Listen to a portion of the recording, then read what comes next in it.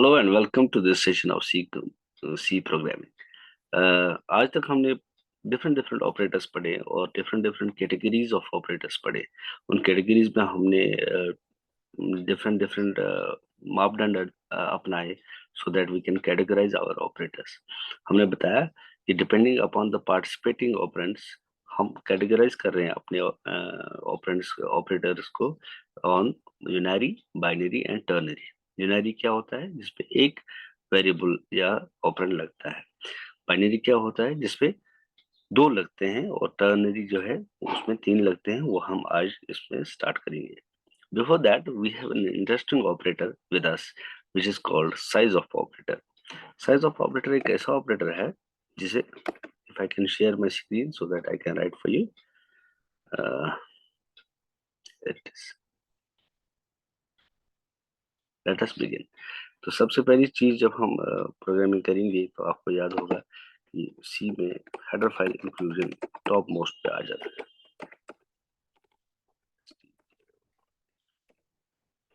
Right, उसके बाद आपका आता है मेन फंक्शन।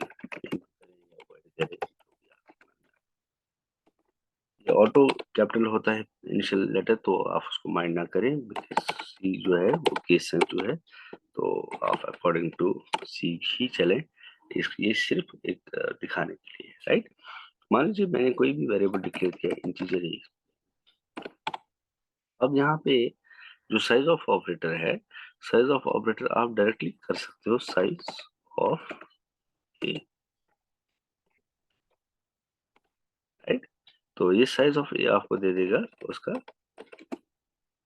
साइज। ये साइज ऑफ ऑपरेटर के लिए कोई भी यहाँ पे सिंबॉलिक रिप्रेजेंटेशन नहीं है सी में। So we write down the size of operator, we represent the size of operator with the keyword size of operator. ठीक है ना? तो ये साइज ऑफ ऑपरेटर जो है ये डिफाइंड है कई हेडर फाइल्स में।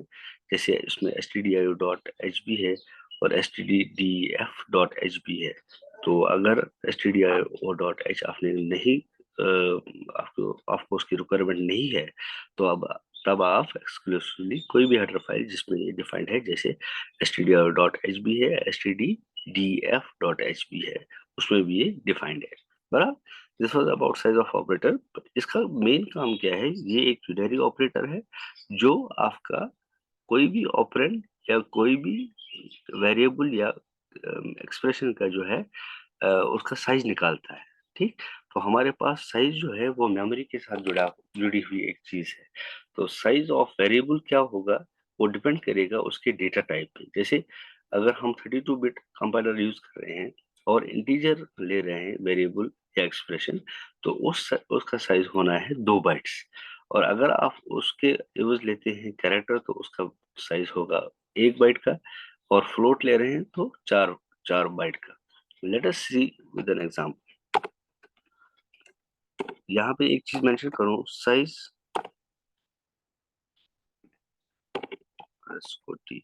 ये जो है ये एक कीवर्ड है जिससे मैं साइज जो है मेमोरी जो है उसका एक यूनिट है, इसका एक डेटा टाइप है जो ऑलरेडी सी में डिफाइंड है। तो उस चीज को अगर आपने यूज करना है तब आप इस साइज टी से उसको यूज कर सकते हैं, उसको डिक्लेयर कर सकते हैं उस वेरिएबल को। तो वो वेरिएबल जो आपके साइज ऑफ के रिटर्न स्टोर करे, तो उस वेरिएबल को आप यहाँ पे बोलते हो this is a size type variable. इसीलिए साइज अंडरस्कोर टी ये एक कीवर्ड है। जैसे इंटीजर है, जैसे कैरेक्टर है, जैसे फ्लोट है, उसी तरीके से साइज टी जो है, साइज अंडरस्कोर टी, ये भी क्या है? ये भी एक कीवर्ड है जो आप अपने प्रोग्रामिंग में यूज करेंगे for declaring any size type variables. तो मान लीजिए साइज अंडरस्कोर टी से मैं एस करता हूँ डिक्लेयर, इससे मैं असाइन करता हूँ साइज ऑफ एस। ठीक है जी, साइज ऑफ ए। अब क्या होगा कि आप देख लें, ये साइज टी जो है ये एक डेटा टाइप है, जैसे इंटीजर है, कैरेक्टर है, फ्लोट है, डबल है, कोई चीज है। तो साइज टी कैसा टाइप का डेटा है? ये है वेरिएबल मेमोरी टाइप का डेटा। यानी कि जैसे इंटीजर है तो उसके लिए 2 बाइट्स। तो ऑलवेज इसमें क्या स्टोर होगा? इसमें स्टोर होना है आपका जितना भी वॉल्यूम ऑफ मेमोरी आप ऑक्यूपाई कर रहे हो पर्टिकुलर वेरिएबल के लिए या एक्सप्रेशन के लिए। अब इसमें इंटरेस्टिंग चीज ये भी है, ये कभी भी नेगेटिव साइज नहीं होगा, क्योंकि मेमोरी का साइज प्लस में ही होना है। जैसे मान लीजिए 1 बाइट मैंने बोला कैरेक्टर के लिए, तो एक जो है that's an integer value, plus एक जो है वो एक पॉजिटिव इंटीजर वैल्यू है। तो ये हमेशा याद रखें कि जो size T type operators variables होते हैं, they are always unsigned positive या अनसाइंड या पॉजिटिव, अनसाइंड काफी है, but they are not fractions, they are not float type, they are always in terms of bytes। और बाइट जो है minimum एक हो सकती है और मैक्सिमम उतना ही हो सकती है जितना आपका सी कंपाइलर है, दैट इज 4 बाइट्स। अब यहाँ पे इंटरेस्टिंग चीज ये है, मान लीजिए मैं यहाँ पे कर रहा हूँ इसको प्रिंट, इट्स गुड प्रैक्टिस कि आप, हालांकि ये परसेंटेज भी वही वैल्यू दे देगा, but it's a good practice आप अनसाइंड ही प्रिंट करें साइज ऑफ ऑब्जेक्ट के लिए। इसका वेरिएबल का नाम क्या मैंने रखा था, if you can look here, variable का नाम मैंने रखा है एस। तो परसेंट यू एस, एस में ही साइज ऑफ ए स्टोर होना है, एस में ही साइज ऑफ ए स्टोर होना है। अब इस चीज को जब आप देखते हैं बड़े क्लोजली, तो इसमें 3 चीजें हैं। वन इज योर कीवर्ड, ठीक है ना, वो कीवर्ड क्या है, that is your size underscore T, right. और दूसरा क्या है, वेरिएबल नेम, वेरिएबल नेम क्या है यहाँ पे, हमने वेरिएबल नेम रखा है एस। तीसरा क्या है, वो assignment operator, assignment, that is this one. चौथा क्या है, चौथा है द साइज ऑफ ऑपरेटर, जिसे आप यूज कर रहे हैं, और उसमें साइज ऑफ ऑपरेटर। और लास्ट वन क्या है, the variable whose size needs to be evaluated और ठीक है। तो ये सारी चीजें इसमें है, कितनी चीजें, 1 2 3 4 5, 5 थिंग्स, राइट। इसी वजह से जब आप इनको क्लोजली देखें तब आपको पता चल जाएगा कि ये एक्सप्रेशन जो है, मैंने हमेशा बोला है, असाइनमेंट का राइट हैंड साइड वैल्यू जो है पहले इवेलुएट होता है। तो राइट हैंड साइड में क्या है असाइनमेंट के, असाइनमेंट तो यहाँ पे है, ये इसके राइट हैंड साइड में क्या है, साइज ऑफ ए। अगर आप ए की तरफ देखें, ए क्या है, ए एक इंटीजर टाइप वेरिएबल है, और ये ए का हमने देखना है कि इसने कितनी मेमोरी ऑक्युपाई करी हुई है या रिजर्व करी हुई है। तो जब आप इसको यहाँ पे ऐसे लिखते हैं, तो साइज ऑफ ए क्या रहेगा, it will obviously be 2 bytes for a 32 bit compiler. तो यही वजह है वो साइज ऑफ वैल्यू जो है वो इवेलुएट होके 2 बनेगा, और वो 2 आप असाइन करोगे अपने एस वेरिएबल में, और वो एस किस टाइप का वेरिएबल है, वो साइज टाइप वेरिएबल है, यानी कि वो स्टोर कर सकता है return of the size of operator, right.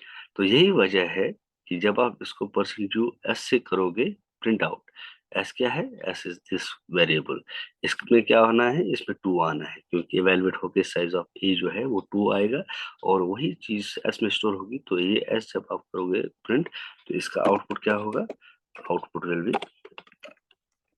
Be your 2, right.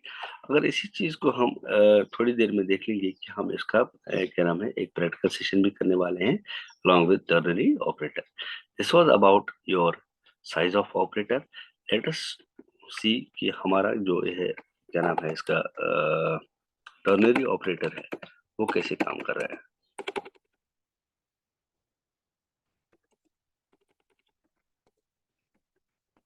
Right. Ternary operator एक ऐसा ऑपरेटर वाहिद है जिसमें 3 ऑपरेंड्स का क्या नाम है इवेल्युएशन होता है, राइट। तो उसमें पहली चीज जो है उसका सिंटैक्स ये है, कंडीशन, फिर उसके बाद ये नोट ऑफ इंटरोगेशन, एक एक्सप्रेशन, एक्सप्रेशन 1, ठीक, उसके बाद ये colon, then expression 2। This is the expression for your turn, syntax for your ternary operator. अब टर्नरी ऑपरेटर जो है ये बिल्कुल इसी तरह से काम करता है जिस तरीके से आपका इफ या एल्स काम करता है। जैसे इफ, फिर आप लिखते हैं कंडीशन, फिर कोई स्टेटमेंट जो आप इसके साथ कंडीशनली एग्जीक्यूट करना चाहते हैं, देन आप लिखते हैं एल्स, उसके साथ एक दूसरा स्टेटमेंट जो आप इन डिफॉल्ट जो है डिफॉल्ट केस में आप उसको एग्जीक्यूट करना चाहते हैं, यानी कि जब कंडीशन ट्रू ना हो तब ये एल्स वाला पार्ट जो है ये आपका एग्जीक्यूट हो जाता है, right. This was about if else, जो हमने थोड़ा सा पढ़ा था लास्ट टाइम जब हम कंडीशनल ऑपरेटर्स या लॉजिकल ऑपरेटर्स डिस्कस कर रहे थे। बट अब इसमें इंटरेस्टिंग चीज क्या है, मान लीजिए मेरी कंडीशन कोई भी है, मैं एक प्रोग्राम करके ही देता हूँ, hash include stdio dot H, ये मैंने एक हेडर फाइल इंक्लूड करी, फिर मैं लिखूंगा void main यहाँ पे। अब इसमें इंटरेस्टिंग चीज ये है, जैसे मैं इंटीजर टाइप कोई भी वेरिएबल डिक्लेयर कर रहा हूँ, is assigned a value of 4। इस ए जो है ये एक वेरिएबल है इंटीजर टाइप, और इसका मैं कंडीशन मीट आउट या चेक करना चाहता हूँ। मान लीजिए मेरे को कंडीशन ये चेक करनी है कि क्या ए जो है इज इक्वल टू 4 है, राइट। अगर ये है तब मेरा ये वाला स्टेटमेंट एग्जीक्यूट होना चाहिए, कौन सा, प्रिंटफ।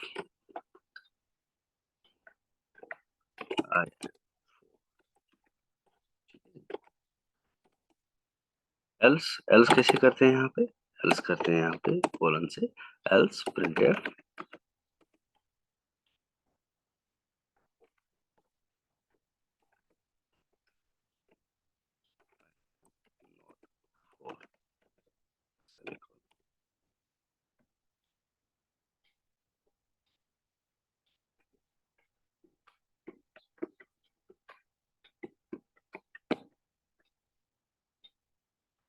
आई एम 4, ये सिलेक्ट हुआ था इसलिए।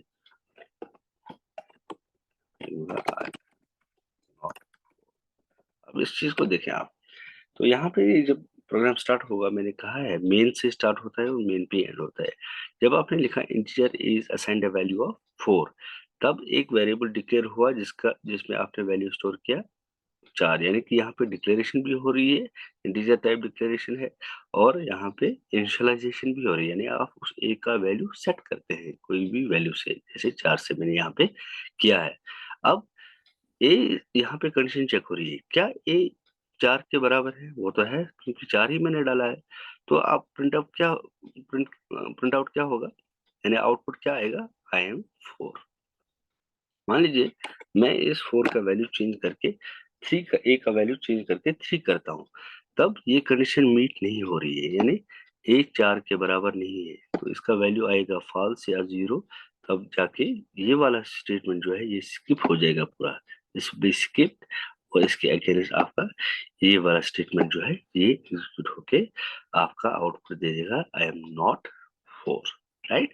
So this was about conditional operators. Very briefly मैंने इसको डिस्कस किया, बिकॉज ये क्या नाम है, एक ऐसा ऐसा कॉन्सेप्चुअल आइडिया है जिसे आप इफ एल्स से रिप्लेस कर सकते हो। मेनली हम इफ एल्स करते हैं because if else is more easy, और वो रीडेबिलिटी उसमें enhance ज्यादा होती है कंपेयर टू दिस, है ना। तो ये कहाँ यूज करेंगे, कैसे यूज करेंगे, that will discuss in coming sessions. But as far as operators are concerned, we're almost done with operators, and we have left with the last operator, that is address of operator, ठीक है ना। तो उस चीज को मैं यहाँ पे डिस्कस करना चाहता हूँ बिकॉज उससे जुड़ी एक फंक्शन है जिसका नाम है scanf, राइट। तो एड्रेस ऑफ ऑपरेटर वो डेजिग्नेट होता है विद दिस एम्परसेंड, राइट।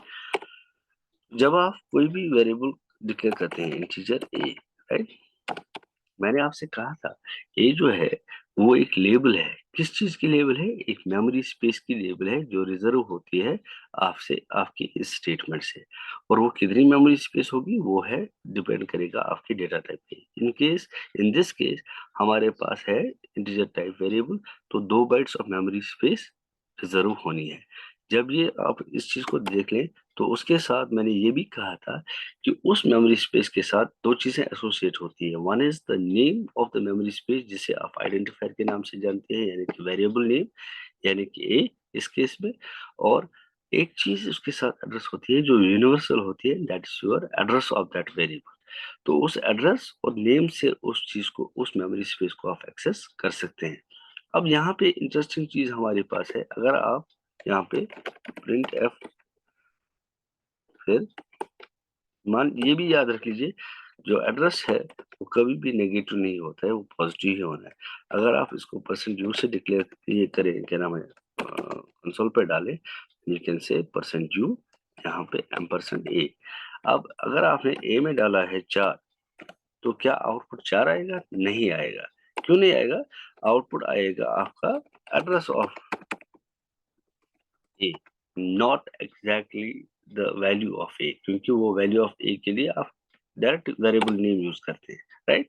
अगर आपने यूज करना है उसका एड्रेस, यानी कि उसका एड्रेस आपने देखना है कि वो किस एड्रेस पे स्टोर हुआ है, तब आप इस एक्सप्रेशन को डाल के उसका एड्रेस निकाल सकते हो, और वो एड्रेस फिर बाद में आपको जरूरत पड़ सकता है। Because I am not sure कि कंप्यूटर या कंपाइलर ने इसको कहाँ, कौन सी मेमोरी दे दी होगी, कौन सी मेमोरी ए के लिए रिजर्व करी होगी। यही वजह है कि मैं हमेशा एम्परसेंड ए करके उसको पहले इवैल्यूएट करता हूँ, फिर अगर मुझे वो जरूरत है तो मैं उसको साथ ही साथ उसको यूटिलाइज या यूज भी करता हूँ। अब यही मैंने क्यों समझाया, क्योंकि मुझे एक्चुअली करना है स्कैनएफ का यूज। स्कैनएफ भी एक फंक्शन है जो stdio.h में ही डिफाइंड है। जैसे प्रिंटफ आज तक हमने पढ़ा, इसी तरीके से एक हमारी फंक्शन है जिसका नाम है स्कैनएफ। जैसे स्कैनएफ भी एक स्ट्रिंग ही लेती है, और उसमें भी बिल्कुल आपके फॉर्मेट स्पेसिफायर भी यूज होते हैं। जैसे अगर आप करते हो स्कैनएफ, यहाँ पे फॉर्मेट स्पेसिफायर क्या है, परसेंट डी। तो स्कैन एफ जो है वो स्कैन करता है फाइल को, स्कैन एफ मतलब स्कैन करता है फाइल को, वो रीड करता है फाइल को। और हमारी कौन सी फाइल रीड करता है? कंसोल की फाइल, ठीक है ना। तो कंसोल से जो भी आप डाल दोगे इनपुट, ये आपको अलाउ करता है कि आप कंसोल पे कोई भी इनपुट डाल दें। ये याद रख लीजिए, कंसोल हम दो चीजों को बोलते हैं, one is your keyboard, another is your screen monitor. तो चाहे कीबोर्ड स्क्रीन पे डालना है, या आपने कीबोर्ड से इनपुट लेना है, स्कैन जो है, स्कैन ऐप जो है वो मेंट है for reading from the keyboard, और जो आपका प्रिंटफ है that is meant for putting the output on the screen of the monitor, screen of the CPU, ये क्या नाम है, कंप्यूटर। यहाँ पे जो ये परसेंटेज से आप स्कैन कर रहे हैं, हम परसेंट ए, ठीक है ना। अब इससे क्या होगा, इससे जो आप कीबोर्ड से टाइप करेंगे पहला वैल्यू, है ना, जब तक आप एंटर नहीं करेंगे that will be considered as one value.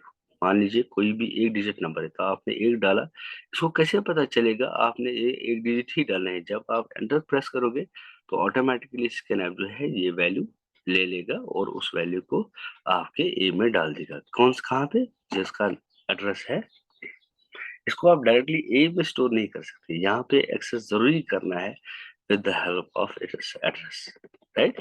क्योंकि आप डायरेक्ट यहाँ पे हार्डवेयर के साथ कम्युनिकेट कर रहे हैं, यानी कि कंसोल से आप इनपुट ले रहे हैं, कीबोर्ड से आप इनपुट ले रहे हैं।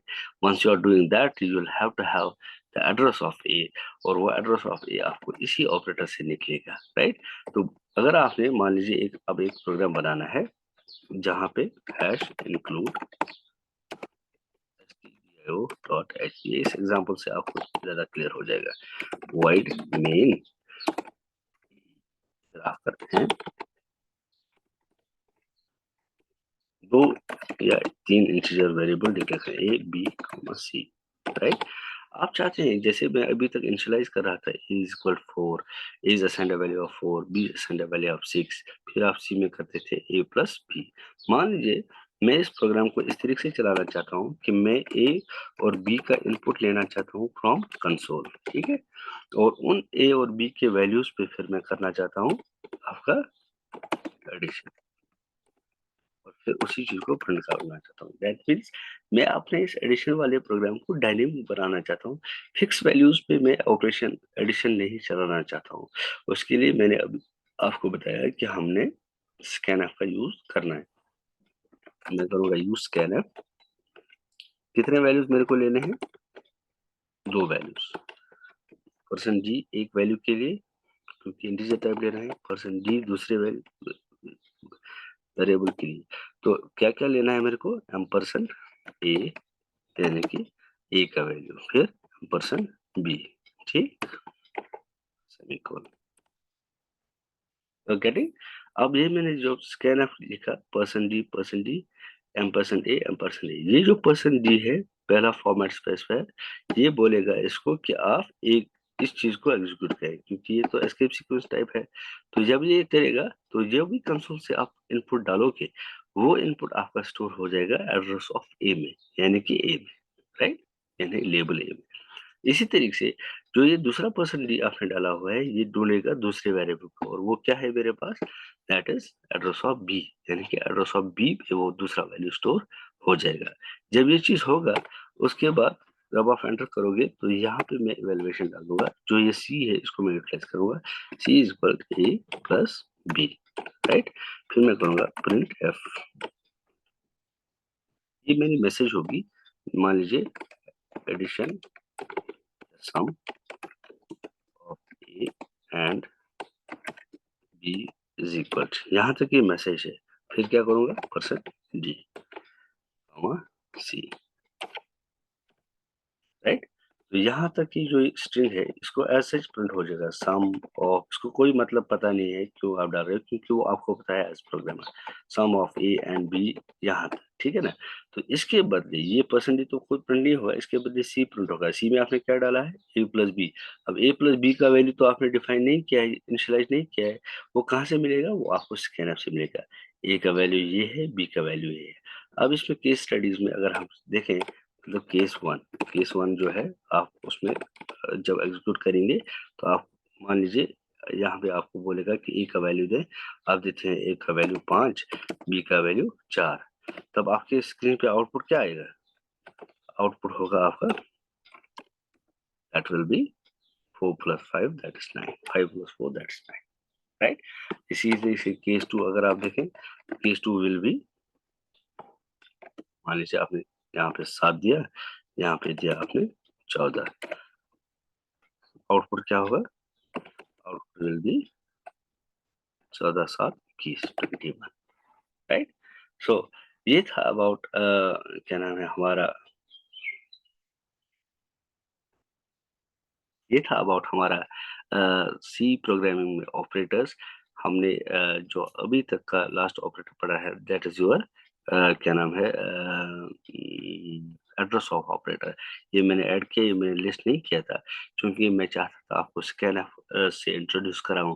तो वो बहुत ही इंपॉर्टेंट फंक्शन है, जब भी आपने कंसोल से इनपुट्स लेने हैं, पर्सन डी करेंगे तो आप एक एक्सपेक्ट कर सकते हो कि कीबोर्ड से आप एक इंटीजर वैल्यू टाइप करेंगे या इनपुट डाल देंगे। अगर पर्सन सी का आपने इस्तेमाल किया तो आप समझ जाएं कि आप कैरेक्टर वैल्यू वेरिएबल्स पे मैनिपुलेशन चाहते हैं। इस तरह से परसेंट एफ जो आपने अभी तक जो जितने भी फॉर्मेट स्पेसिफायर पढ़े हैं, वो सारे फॉर्मेट स्पेसिफायर को आप यूज करके उस टाइप के वैल्यू जो है कंसोल से हासिल कर सकते हैं with the help of scanf. फिर हमने ये भी पढ़ा कि साइज ऑफ ऑपरेटर किस प्रकार काम करता है, और टर्नरी ऑपरेटर किस प्रकार काम करता है, अपार्ट फ्रॉम अदर ऑपरेटर जो हमने आज तक किए, जैसे अर्थमेटिक ऑपरेटर्स हैं, लॉजिकल ऑपरेटर्स हैं, रिलेशनल ऑपरेटर्स हैं, बिटवाइज या बुलियन ऑपरेटर्स हैं, and this size of operator as well as ternary operators and address of operator. I thank you and I will be wrapping up this session. I'll meet you in the next session where we'll take practicals of these today's session and operators. You take good care. I'll see you very soon. Till then, take it good care and have a happy day.